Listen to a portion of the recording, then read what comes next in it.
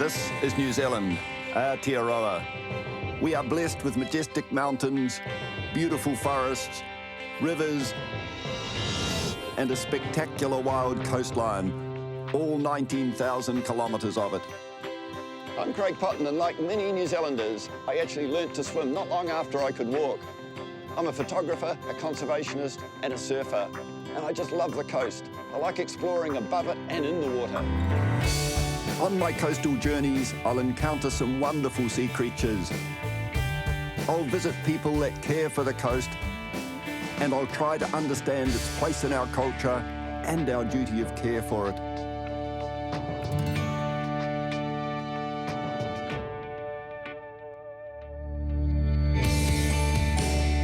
One of the world's great wild coasts is found in the southwest corner of New Zealand. Here are some of the tallest sea cliffs on Earth, fjords carved from hard rock by huge glaciers. After the ice ages, their valleys invaded by the sea. It's awe-inspiring and sublime. It's hard but beautiful wilderness. On this journey, I will be going to places too wild for settlement. I will try to understand the strange ecology of the Fiordland waters, the expressive geology of the region, and meet some of the rarest and most wonderful creatures that live there, below and above the water. Starting on the coastline of Fiordland at Dusky Sound, we will travel across to Stewart Island and then on to the east coast of Southland, the Catlins, visiting places of exceptional remoteness and wild beauty.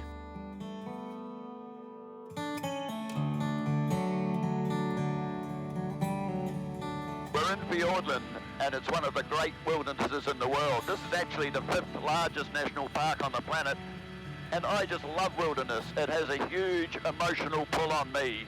I've been taking photographs here for the last 30 years. There are very few places left on such a scale, so untouched by humans.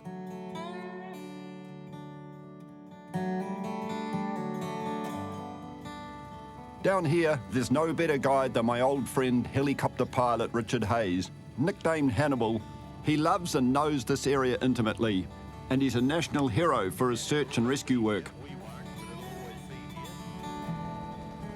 How long have you been coming into Fiordland? I started doing this in 1975 when I started flying for Tim Wallace on deer recovery. I've been here ever since. That's a hell of a long time in these mountains. The place grows on you, as you well know. It's like a big magnet. Go away from it and it drags you back again. No two flights are the same. What you see out there now, the weather makes it different. You can do 6 flights in one day, and I can guarantee you not one of those flights will be the same as the other one. I would say that's pretty dangerous looking country now with low cloud cover. Are you anxious about it, or is it something that you just got so used to doing? You go and have a look at the passes. More often than not, there'll be one pass wide open, but if it's not open, you turn around and go home. That's all there is about it. It's an unforgiving place. If you want to be silly about it, you've got to respect it. You've got to respect it.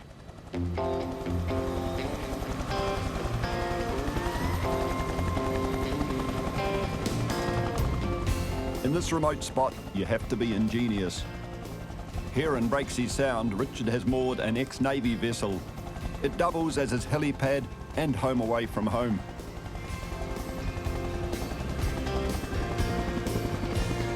I'll stay the night here, and in the morning, Richard and I will visit some special places.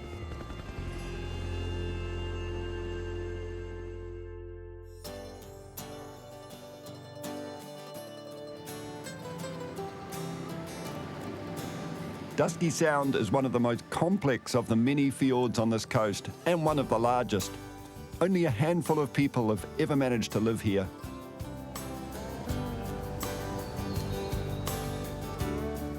Even Maori who hunted in this area had no permanent settlements.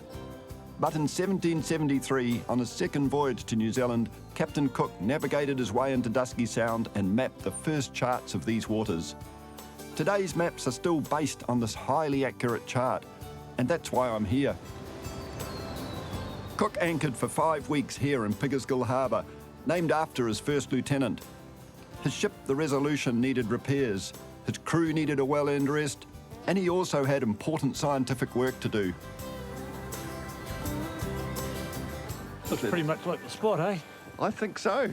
Yeah, this is extraordinary. I think we've hit the jackpot, because this painting by Hodges, that's 230 years ago. Cook was here, but that could be pretty close to it, isn't it?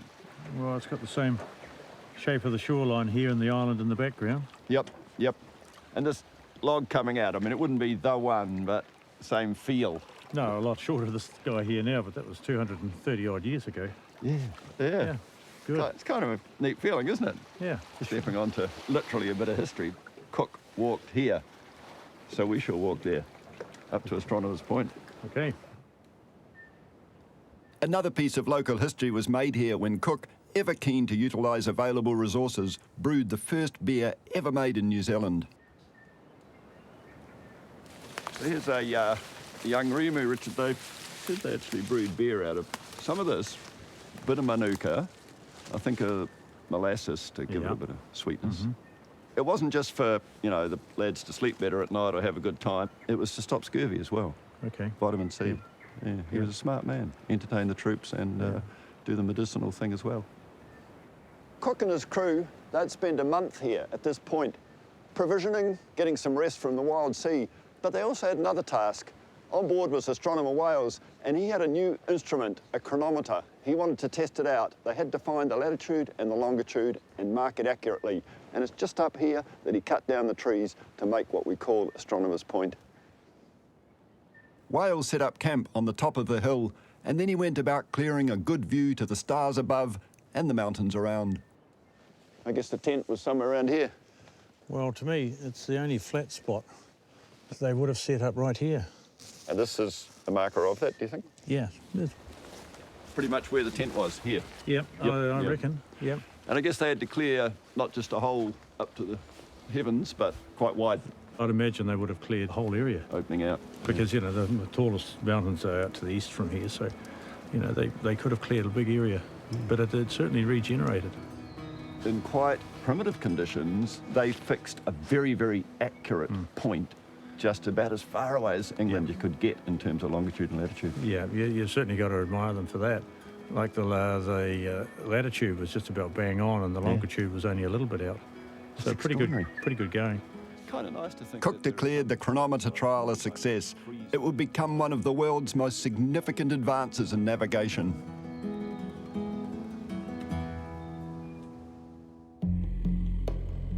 Back in the helicopter now, and Richard's taking me to Chalky Inlet with its incredible erosion-etched limestone cliff face and rocky shore platform that juts out into the Tasman Sea.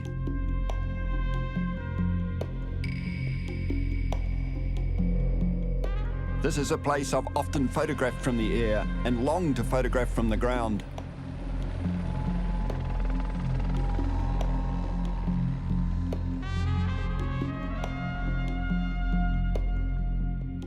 It really is a rare privilege to walk where so few people have ever been. I'm astonished by the natural beauty of wild places.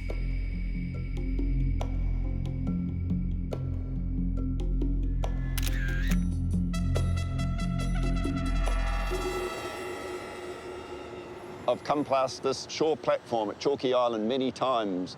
It's a wonderful limestone outcrop and it throws up some real sculptural forms I love. It is probably the most distant coastal wilderness in all of New Zealand. Very few people visit it. It's just great to be here, especially in this wonderful evening light.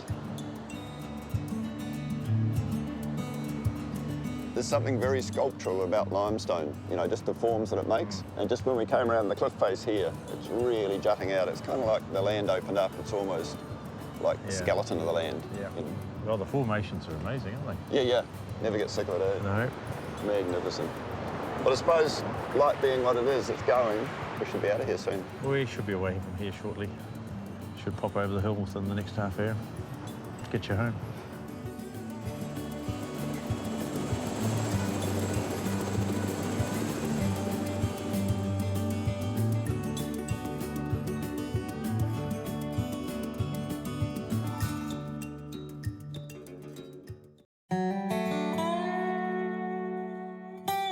There's probably no other coastline in the world with such an unusual body of water as you will find in the fjords. We're up against Anchor Island in Dusky Sound, and it's raining. That's not unusual down here. 8.5 metres falls every year in the fjords. And it falls on the hills, it runs through the forest, pulling tannins with it into the water, and that makes a dark layer on the top of the fjords. That dark layer creates a very unique marine environment. I'm meeting up with marine scientist Ken Grange, who is part of the Fiordland Guardian group that has been responsible for the recent creation of marine reserves here. He was the first person to find black coral in these waters, and that is what we're looking for today. Yeah, good. Come on. Thank you. First dive that we did down here, we thought, that's weird. It looks like there's black coral, but it shouldn't be here because it should be deep and it should be in the northern part. So that's when we started to get the research going, yeah. When you discovered this ecology, then did you start looking for other interesting things here? Yes, and there's a whole heap of that. Wherever you look, there's something new. And what do you think we will see today? I mean, we're just going to be snorkeling. Yeah, we're just going to be snorkeling, so we should be able to see urchins and starfish, and we may see some black coral.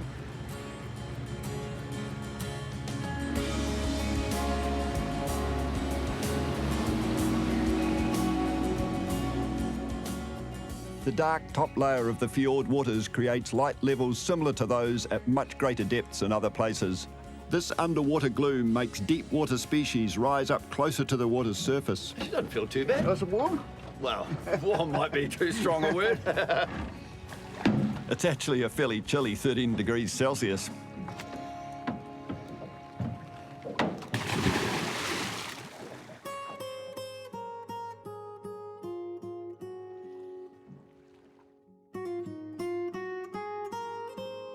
Confusingly, black coral looks like a plant, but it's an animal and it's actually white.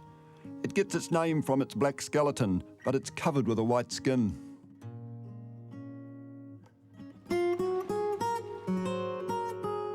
This is one of the world's largest populations in shallow waters. It's been ruthlessly exploited elsewhere.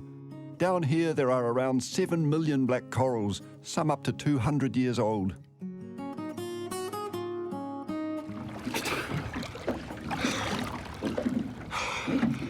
That's a rare privilege. I've got down free diving and actually seen black coral. So those coral reefs are about 30 years old, 30 or 40 years old. Those particular ones we're seeing. Yeah, just under a metre tall. How deep are we going? I think it's probably about 6 metres. And the rest of the world, how far down would you have to go? I want another 25. At least. Well, I wouldn't get down there without tanks, and Oh, no. I'm not a tank diver. No, very few people would. Recently, Ken and his colleagues also became the first team to film at the bottom of the Sounds, 100 metres down. And this amazing array of unseen sea life is some of what they found.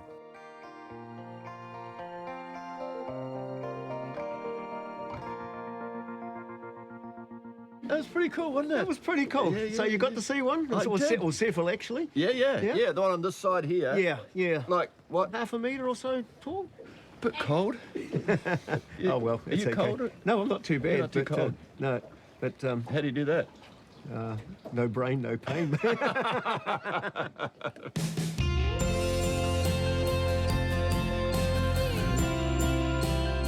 Today I'm visiting Pigeon Island in Dusky Sound. This was the site of the remarkable battle waged solely by one man to save our predator-ravaged native bird population. Just over 100 years ago, Richard Henry pioneered the idea of an island sanctuary to keep the birds he loved safe, particularly the one he loved the most, the curious and wonderful big fat green parrot, the kakapo. Anyone who's encountered the kakapo and Richard Henry probably was the same. You're always quite enamoured with them as soon as you encounter one. So yeah, I think he did have a passion for kakapo, and he knew that the predicament on the mainland was quite serious for them and that there was no real hope of saving them on the mainland, so he saw them as a rather unique species. Richard Henry realised that the magical world of New Zealand birds was threatened by introduced predators, stoats and weasels, rats and cats. If he could put birds on an island without these predators, he reasoned they could breed in peace, as they did before humans arrived. Henry and his dogs trapped birds all over Fiordland and brought them to his home here, before setting them free on nearby Resolution Island. He spent 14 years on this island, and the remnants of his life and work can still be seen today. This is pretty extraordinary. Right on the fireplace of Richard Henry's old house are some glass plates, very fragile. This is what he used for his photography, and he would have taken great photos with big plates like this. This is Richard Henry's... Nearby are some of the remains of Henry's punga fern cages he used as holding pens. I actually expect to see a number of them. I mean, he's not going to put a whole lot in one place, is he? well, this is probably the main one that's left, I guess, and there may have been others. He did keep kakapo in cages. He preferred to keep them isolated because they tended to fight with each other if he put them together. They're not terribly social creatures, unless it's a breeding season. With only the dog and birds for company, Henry had the chance to document many previously unknown behaviours of the kakapo. In many ways, the selfless obsession for another creature saved him from himself. He was melancholic. He had so, a go yeah. at suicide. That's Yeah. very serious. Yeah. But he must have found enough meaning here, mustn't he? He did attempt to shoot himself in Auckland just months before he got this job.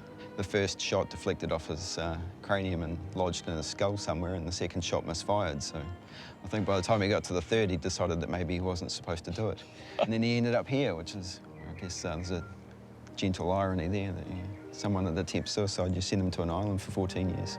The impression that I get from reading his biography and his journals is that this is where he felt the most at home. Tragically, though, after all those years of trying to save the birds, Henry made a terrible discovery. One day he saw a stoat in Goose Cove just up the way, and I think his sort of heart probably sank at that stage because he knew that if there was one, there was probably more, and he spent the next 6 to 8 years trying to eliminate or even catch them, and to no avail. In hindsight, it's now obvious that one man alone was never going to win the fight against such a voracious predator, and after several disconsolate years trying, Henry finally gave up his fight and he left the island for good. Richard Henry's attempt to save the kakapo, well, that was very tragic. But it's here, on Anchor Island, that his dream may well come true. Anchor Island is one of only 2 places where kakapo still exist, and only because of human intervention. In 2005, the Department of Conservation declared Anchor Island free of predators and transferred 30 of the parrots here. Thousands of years ago, the heaviest and only flightless parrot in the world roamed from coast to coast and sea to mountaintop in New Zealand. Now, just 131 remain. Chris and his colleague Hannah have been working on the island since the birds first arrived, and they know them all by name. Hi, Hannah. Hi, Craig. How are we going? Good. Are we getting anyone? I'm getting Trevor. We're getting Trevor. Cool. He's not that far away. Hey, Chris. Because kakapo are still so close to extinction, they have to be highly managed. They may be bulky, but they are speedy and strong on their short legs, and they tend to head for the undergrowth to shake off pursuers. But Hannah and Chris know their tricks. Here it is.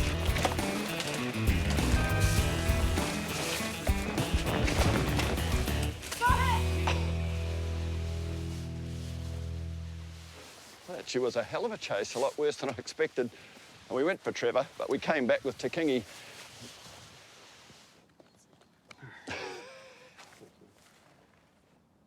This truly is one of the most wonderful moments of my life.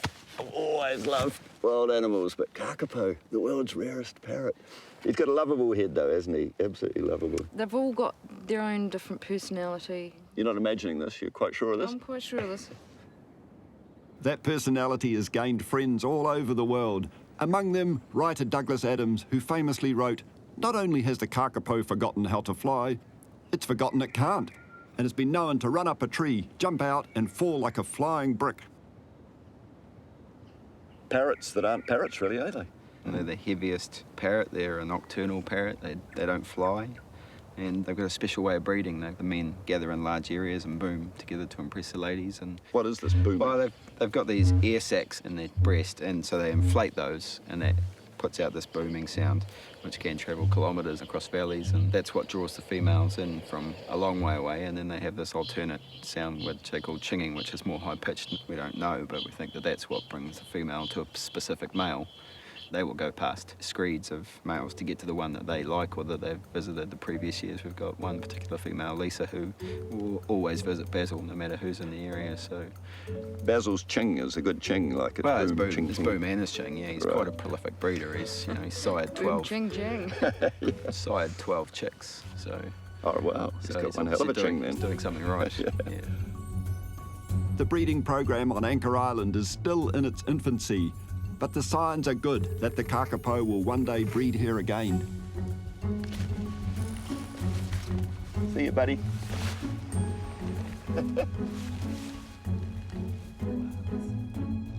Richard Henry would be pleased to know that his efforts were not in vain and that his work heralded the start of a huge ongoing task to save the kakapo in Fiordland.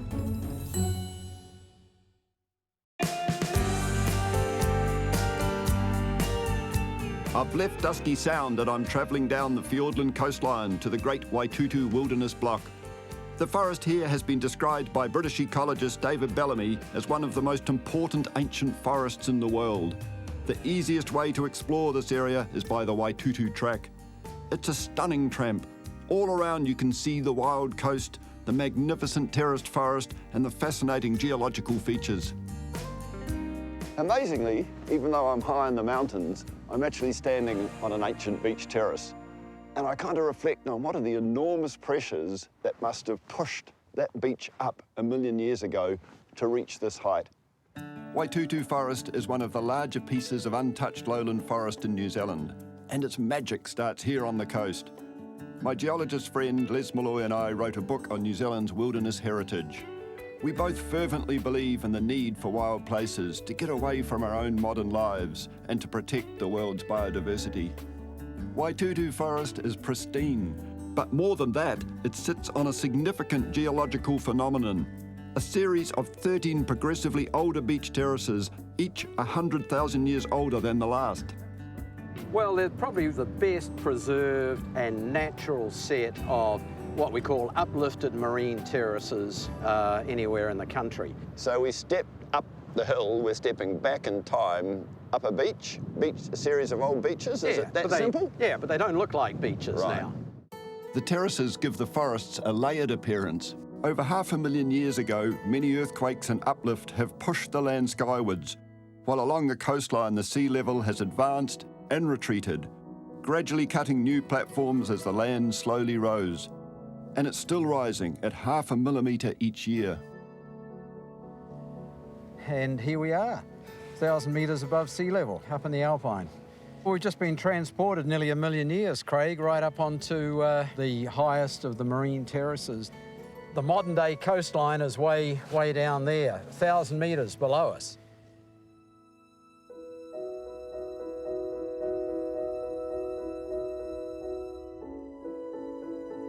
How do you know that this rock here came out of the ocean 1 million years ago? Well, it's a sandstone. If you looked at them very, very closely, you'd see there's just sand grain-sized particles in there. Sand turned to stone.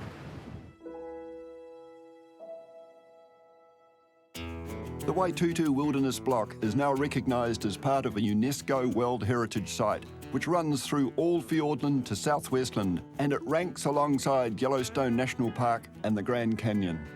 But in the 1920s, it came close to being milled. The forestry company built a spectacular bridge, the Percy Burn Viaduct, to get the logs to the port. However, the venture was troubled right from the start. The Marlborough Timber Company lasted until about 1928 to 1930. They probably overcapitalised. The port itself started silting up, the Depression came along, and so they walked away from it, leaving, really, this fantastic piece of historic archaeology. You'd have to say this is an amazing engineering feat. It's 36 metres high, one of the tallest wooden viaducts in the world. Now it's one of the features of the Waitutu walking track. But in the 1970s, the idea of logging a large area of the forest came up again. Les and I joined many others in the Forest and Bird Society and the Federated Mountain Clubs in the fight to save it. After years of protests and lobbying, we were successful and the forestry plans were halted. In 1998, 48,000 hectares of Waitutu forest were added to Fiordland National Park. This beautiful forest had come so close to disappearing forever.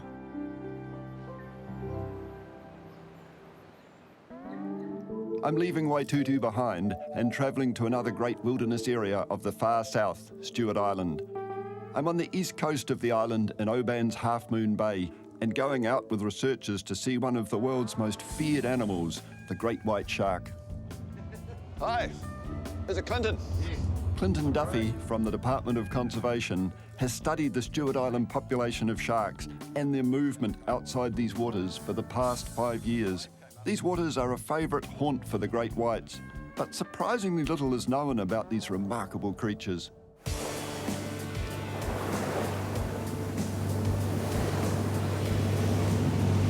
The white pointer shark, it's one of the most extraordinary creatures on the planet, and sadly it's one that's becoming very rare.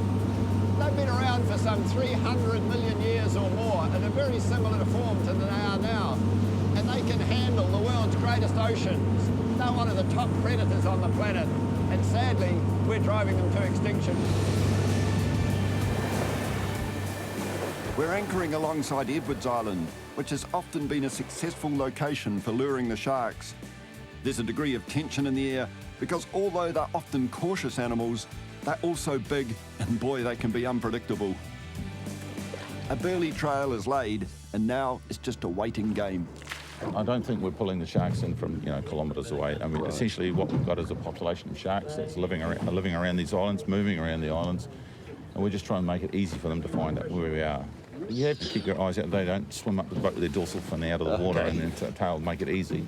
They're fairly cautious animals around the boat. But the fact that Shark, 10:22, shark up.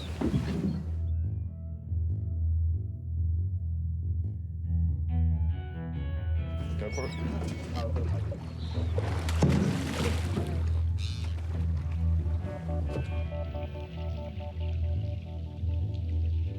That's extraordinary. He is very, very big, and yet they're only saying he's a middle-sized one. And he's very, very cautious. He's actually approaching a boat and going around it very slowly several times, obviously very aware that there's a boat. Over millions of years of evolution, great whites have developed some incredible adaptations. They have 4 rows of serrated teeth, and if they lose a tooth, within 24 hours, a tooth from behind will move forward to fill the gap. And when great whites attack, to protect their eyes from injury, they roll them back into their sockets. Today's aim is to tag as many sharks as possible with locator devices so that Clinton and his team can track where they go. 2 sharks, another one down here. 2 sharks! 2 sharks!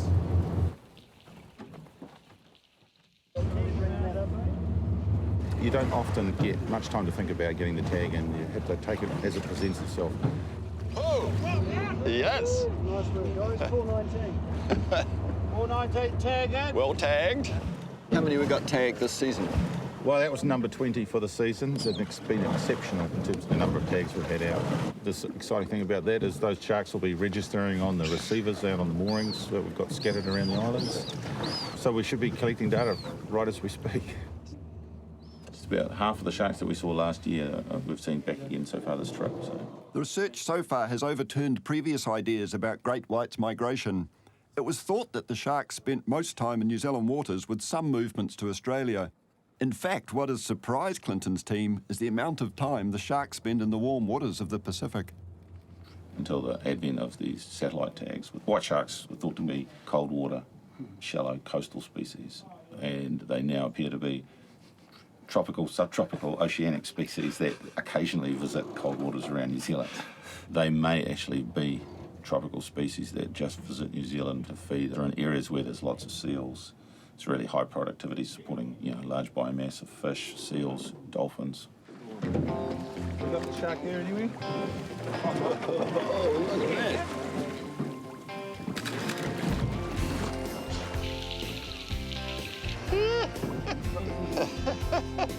That was the most incredible day out there with white pointers. They are the most sleek, beautiful animals that you can imagine. And as a surfer, I'm still anxious about them.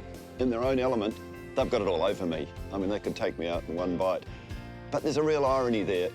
They are going to disappear off the planet unless we are very careful in the way in which we manage them.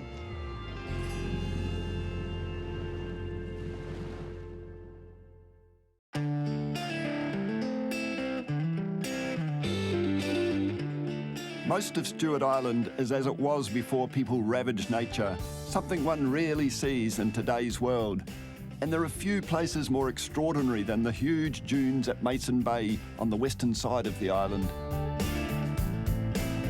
The dunes, thousands of years old, run the length of Mason Bay. They're the biggest and one of the very last of New Zealand's great sand dune systems. There's a very stark and today a very wild beauty to the sand dunes of Mason's Bay. It's one of New Zealand's largest intact natural systems, and it's a wonderful place to come to visit and to photograph.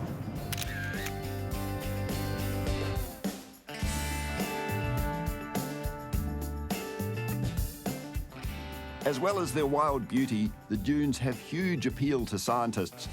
Geography lecturer Dr. Mike Hilton has spent the last 14 years studying them as part of a management project which is trying to undo previous human attempts to control them. About windblown sand. Exactly. I mean, it's wild coast and we're on a very wild sand dune. And we got a nice wild day for it too. Absolutely. So, why are sand dunes so important to us? Well, they're part of our coast, part of our character, and they're just generally impressive places to be and see.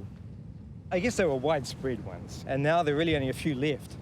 If you look around, there are species that are only found in this dune system, nowhere else. What makes these systems so fascinating is their highly mobile nature. The sand is always moving, and this mobility is essential to the survival of the plants and the animals that live here. The plants are very resilient. They can survive drought, high wind, burial. In fact, they need some burial, many of them, to thrive. The plants behind us, the picao, are thriving because the sand is moving into them and bringing fresh nutrients and stimulating their growth. What they don't survive is being trampled on, and they don't survive stability, which is an unusual notion. So these plants have got to have a moving context to live, and they, to a certain extent, move themselves? Yes, they do. I mean, they all produce seed, and that seed blows down wind. And the seed is transported pretty rapidly on a day like this, kilometres over a few hours or days. But their mobile nature comes head to head with human nature, which tries to stop them moving and covering farmland. All over New Zealand, attempts are being made to stabilise them with very aggressive marram grass, and that threatens everything else which needs the dunes to be moving in order to survive. Mike's project is trying to replace all that marram grass with native pingao and let the dunes roll again. Can we get rid of marram though? I mean, this is a relatively costly exercise. Yes. Is it real, or are we sort of dreaming a little bit here? No, I think it's very real. We've cleared marram essentially from 80 hectares, and we're now only a half a kilometre or so from the coast, and we expect in the next 5 years the department would have cleared marram back to the sea. The scale and the beauty of the Mason Bay dune system is one of New Zealand's great natural treasures. It's one of the jewels in the crown, really. I mean, most people think of sand dunes as some sort of sheet of sand with a scatter of plants, but in fact there's a detail, a complexity in there which is quite incredible.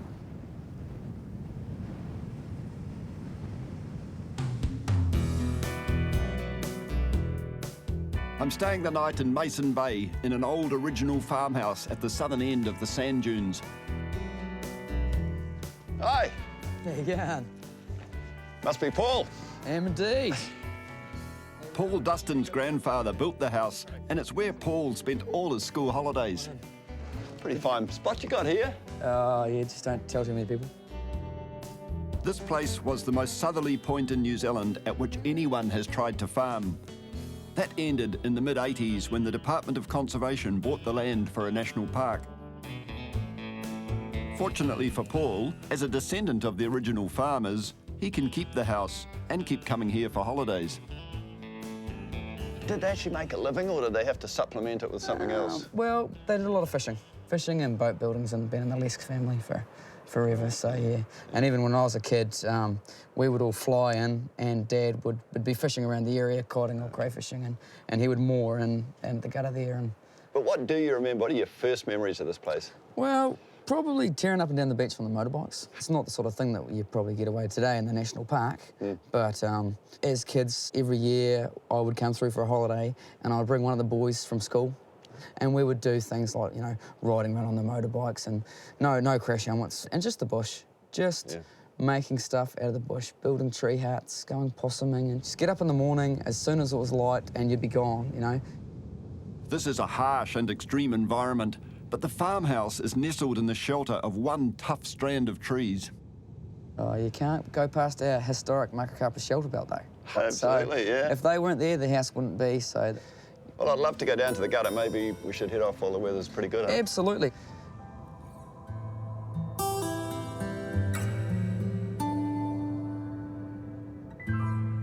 The gutter is a channel at the end of Mason Bay, and it's the wild coast at its most spectacular and unforgiving.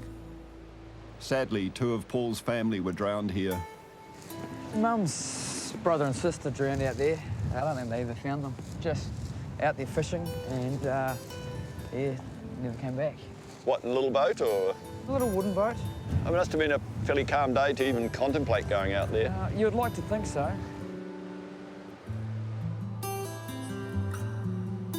On the far side of the gutter stand the Pinnacles, a huge rock formation that is constantly pounded by the sea. It's a place I'm keen to photograph.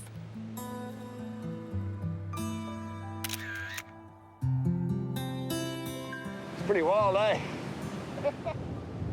Still, I think that's a good shot.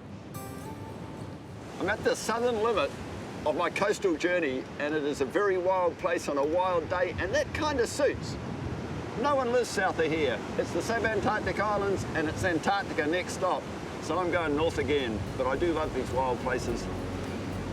And they are cleared. We've been hammered by subantarctic winds all day, so that humble house is looking pretty inviting.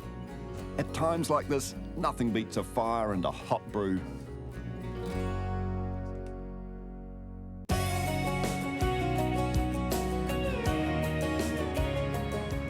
I'm heading to the southeastern edge of the mainland, to the wild and remote Catlins region.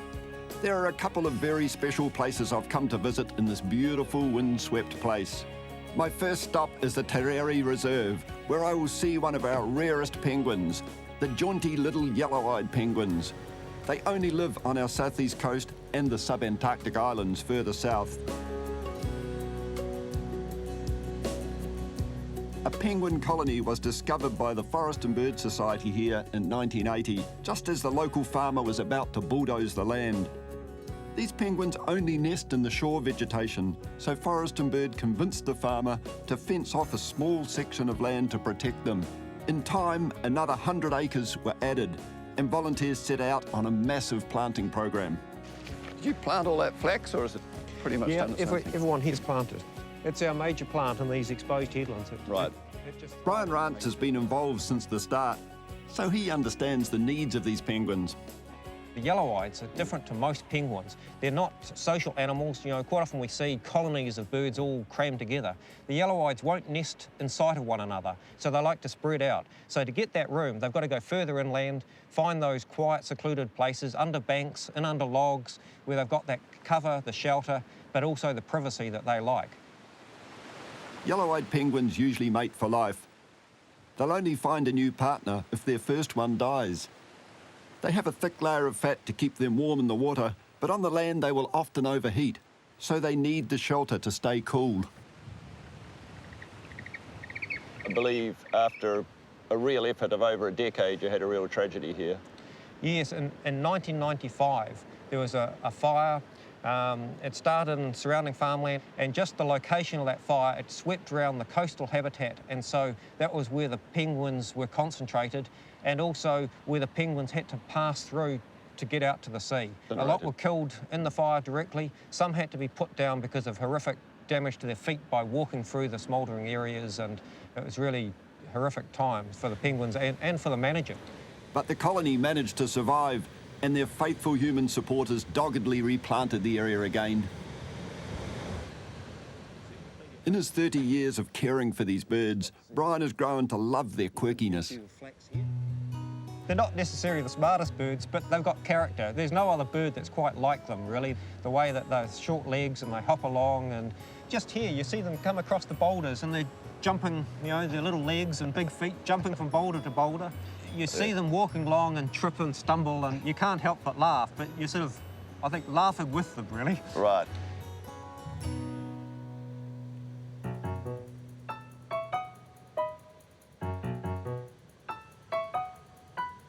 Hey, look at these guys scrapping. What's that? One's sort of certainly showing his dominance there, showing who's boss. It's gone back in the water. It's a bit unusual, really, so great to see. Sometimes if something spooks them, they might go back in, but... Well, something spooked, that was the other guy. Yeah, then. that's right. There's no doubt who the spook was. I mean, who needs enemies if that's your friend? Yeah. This is a vulnerable time of the year for the birds, as many of them are still molting. Confined to the shore, yellow-eyeds can lose half their body weight as they wait for their new feather coats to grow. So the replanting here to create a habitat for the yellow-eyed penguins, it does seem to be working. Here's proof of it. In the last year, new breeding pairs have taken up residence in the Faraway Reserve. It's a slow but encouraging recovery.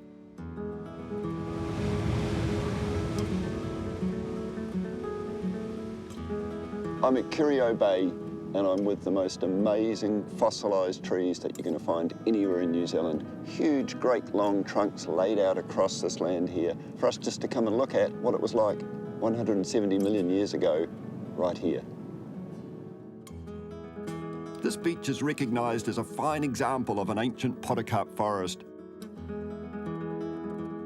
Low tide at Curio Bay reveals a bizarre landscape frozen in time.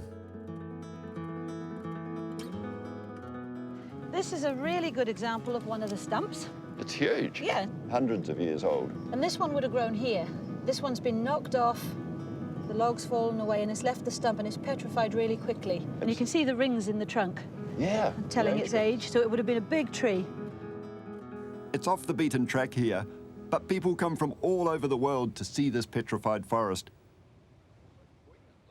Sheila Smith came from the other side of the world too, to settle with her kids and Kiwi husband. She was fascinated by the story of the petrified forest, so researched its history. Yeah, so these trees really have come in a flood. And this area was a floodplain in what was called the large continent of Gondwana land, Australia and basically the South Pole. This floodplain was flanked on the north and the south by volcanoes. And what's happened is the lava's come down, taken off the trees, they floated in a flood down to here, stayed, and very, very quickly the process of silification or petrification, whatever you want to call it, has occurred. And the cellulose or the organic matter within the wood has been replaced by the mineral, silica, or whatever was in the lava. That is why the wood actually looks like wood but is actually stone. Well, it's a perfect description of fossilising, isn't it, really? Yes. Yeah. So this is one of the longer trees, a really good example of the podocarps that were here. Not my kind of forest, because I'm an import, as you know, so I'm expecting oak or ash, but this isn't like that, is it? Well, no. This is podocarp, like a rimu or a kakatea, our native trees. And a lot of New Zealand trees have remained here in a way that we've lost them in other parts of the world because we just didn't have the browsers, the browsing animals, the mammals. And so evolution's kind of slowed down. So this petrified forest, it's not actually hugely different than some of the trees we'd see back on your property. Just across the road from the petrified forest is a living native forest, a reminder of the ancient forest that once grew here. In this forest, you get a good idea of how the trees and ferns would have looked before they were turned to stone. Sheila and her husband own the surviving forest and have recently formed a trust to protect it. Now visitors to Curio Bay can see both the fossilised forest and the ancient living one.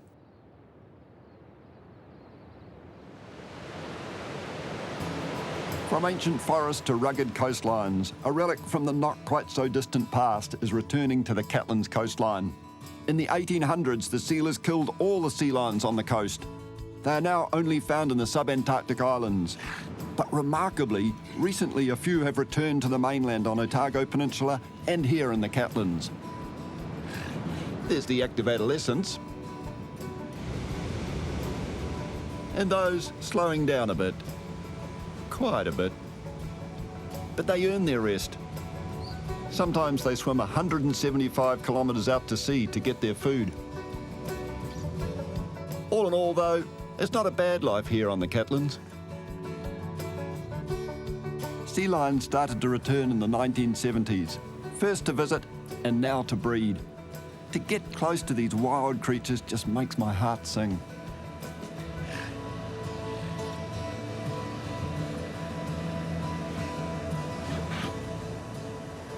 In this journey, I've come through some of the wildest coastline in New Zealand. The incredible wilderness of Fiordland, one of the largest wildernesses in the world. Stewart Island, and here at the Catlins. Wilderness is not something that we can easily visit. Sometimes it's pretty rough out there, but we need it almost as an antidote to our overplanned society. And these animals here, as I finish, the sea lions behind me have come back after 100 years of not being on this coast. They've returned. That's surely a hopeful sign that humans can live alongside wilderness and get something from it.